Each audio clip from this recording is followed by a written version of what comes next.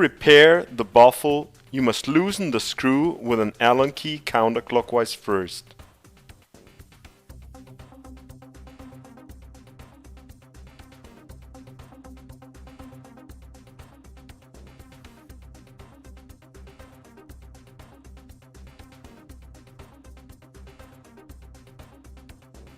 Now remove the shims.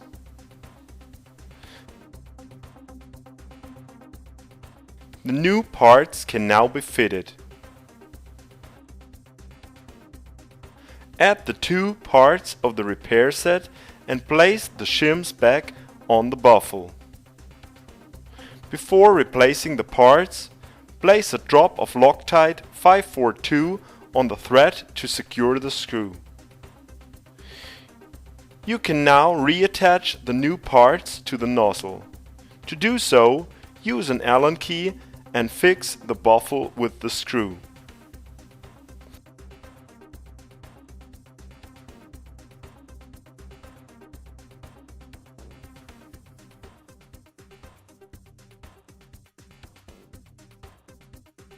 The baffle is now properly repaired.